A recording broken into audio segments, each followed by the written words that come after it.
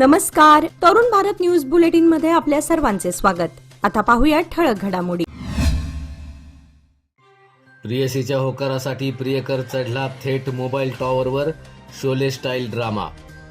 कुपवाडमध्ये स्वामीमळा परिसरात प्रियसीच्या होकारासाठी एका तरुणानं चक्क मोबाईल टॉवरवर चढून हट्ट धरल्याची घटना शनिवारी दुपारी घडली. अजय जाधव नामक तरुण असल्याची प्राथमिक माहिती आहे. प्रियसी घटनास्थळी आली तरच खाली उतरेन अशी भूमिका त्यानं घेतल्यानं परिसरात एकच खळबळ उडाली. तरुण टॉवरवर चढल्याची माहिती मिळताच कुपवाड पोलीस आणि अग्निशमन दलाचे पथक तातडीनं घटनास्थळी दाखल झालं. पोलिसांनी त्याच्याशी स्पष्ट संवाद साधत समजूत काढण्यास सुरुवात केली. मात्र प्रियसीने घटनास्थळी यावं या मागणीवर तो ठाम होता. दरम्यान या घटनेची माहिती मिळताच नागरिकांनी घटनास्थळी मोठी गर्दी केली. तरुणाच्या या प्रकरणामुळे उपस्थितांना शोले चित्रपटातील धर्मेंद्रच्या पाण्याच्या टाकीवरील प्रसंगाची आठवण झाली. परिस्थितीचं गांभीर्य लक्षात घेऊन पोलिसांनी सावधपणे प्रयत्न सुरू ठेवले. अखेर सायंकाळी पोलिसांच्या समजुतीला प्रतिसाद देत तरुणाला सुरक्षितपणे टॉवरवरून खाली उतरण्यात यश आलं. जत नामांतराला विरोध. ऐतिहासिक नाव बदलू देणार नाही. नामांतराविरोधात उद्या जतमध्ये सर्वपक्षीय आंदोलन. सांगली जिल्ह्यातील जतच्या नामांतराच्या प्रश्नावरून राजकीय वातावरण सध्या तापलंय. भाजपा आमदार गोपीचंद पडळकर यांनी जतचं नाव बदलून देवभूमी जत करण्याचा प्रस्ताव मांडलाय. मात्र या प्रस्तावाला तालुक्यातून तीव्र विरोध होतोय. जतच्या नामांतराविरोधात उद्या 9 ऑगस्ट क्रांतीदिनी सर्वपक्षीय मोर्चा आणि धरणे आंदोलन करण्यात येणार आहे. माजी आमदार विलासराव जगताप, माजी आमदार विक्रम सावंत यांच्यासह सर्वपक्षीय नेत्यांनी या आंदोलनाची हाक दिली आहे.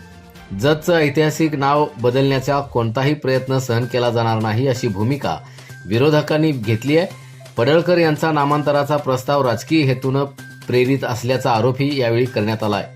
दरम्यान जतचं ऐतिहासिक नाव कोणत्याही परिस्थितीत बदलू देणार नाही असा इशारा देण्यात आलाय. उद्याच्या आंदोलनात नागरिकांनी मोठ्या संख्येनं सहभागी व्हावं असं आवाहनही सर्वपक्षीय नेत्यांकडून करण्यात आलंय.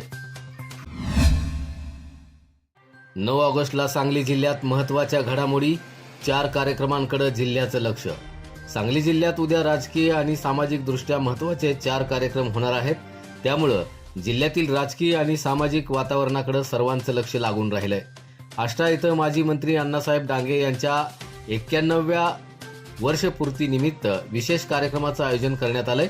मुख्यमंत्री देवेंद्र फडणवीस यांच्या प्रमुख उपस्थितीत सकाळी 10:30 वाजता अण्णासाहेब डांगे महाविद्यालयात हा सोहळा होणार आहे. पालकमंत्री चंद्रकांत पाटील यांच्यासह जिल्ह्यातील आमदार आणि खासदारांची उपस्थिती राहणार आहे.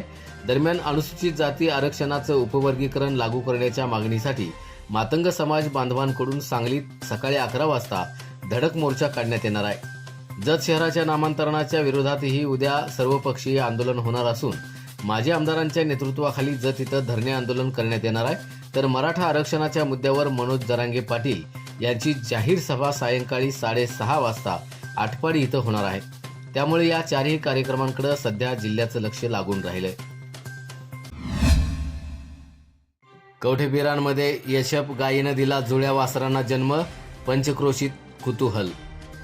मिरज तालुक्यातील कवठेपिरान गावात यशप जातीच्या गायीनं चक्क 2 जुळ्या वासरांना जन्म दिल्याची अनोखी घटना समोर आली आहे. रोहित प्रकाश केरीपाळे यांच्या गायीनं या 2 वासरांना जन्म दिला असून दोन्ही वासरं सुखरूप आणि निरोगी आहेत.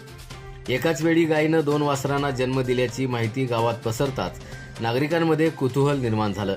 जुळ्या वासरांना पाहण्यासाठी कवठेपिरान पंचक्रोशीतील नागरिकांची गर्दी होत आहे. दोन्ही वासरांची प्रकृती व्यवस्थित असून त्यांच्या संगोपनाची आणि देखभालीची जबाबदारी डॉक्टर रावसाहेब दाभाडे यांच्या मार्गदर्शनाखाली केली जाते. गायीनं जुळ्या वासरांना जन्म देण्याची ही घटना परिसरात चर्चेचा विषय ठरली आहे. विशेष म्हणजे दोन्ही वासरं एकाच वेळी जन्माला आल्यानं नागरिकांकडूनही आश्चर्य व्यक्त होत आहे. या अनोख्या घटनेची सध्या पंचक्रोशीत जोरदार चर्चा सुरू आहे. भूमी ग्रीन प्रकल्पाला ठोकलं टाळं. मागण्यांसाठी विनायक जाधव, रंगनाथ नलवडे यांचं ठिय्या आंदोलन. सांगली जिल्ह्यातील कसबे डिग्रज इथं भूमी ग्रीन प्रकल्पाच्या निषेधार्थ पंचायत समिती सदस्य विनायक जाधव आणि ज्येष्ठ सामाजिक कार्यकर्ते रंगनाथ नलवडे यांनी प्रकल्पाच्या ठिकाणी ठिय्या आंदोलन सुरू केलंय. आंदोलनकर्त्यांनी प्रकल्पाला टाळं ठोकून प्रशासनाचं लक्ष वेधलंय. प्रकल्पासंदर्भातील विविध मागण्या आणि स्थानिक नागरिकांच्या प्रश्नांवर प्रशासनानं तातडीनं निर्णय घ्यावा अशी मागणी आंदोलनकर्त्यांनी केली आहे. स्थानिक नागरिकांच्या प्रश्नांकडे प्रशासनाचं दुर्लक्ष होत असल्याचा आरोपही यावेळी करण्यात आलाय. दरम्यान संबंधित मागण्यांवर प्रशासनानं ठोस निर्णय घेईपर्यंत आंदोलन मागे घेतलं जाणार नाही असा इशाराही विनायक जाधव आणि रंगनाथ नलवडे यांनी दिलाय. त्यामुळे भूमिग्रीन प्रकल्पाच्या प्रश्नावरून प्रशासन आणि आंदोलनकर्त्यांमध्ये संघर्ष निर्माण होण्याची शक्यता आहे. याचबरोबर आजचे बातमीपत्र इथे संपले.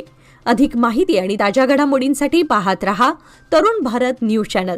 तसेच आमच्या चॅनलला लाईक, शेअर आणि सबस्क्राईब करायला विसरू नका. आणि विश्वासार्ह बातम्यांसाठी दररोज वाचा दैनिक तरुण भारत.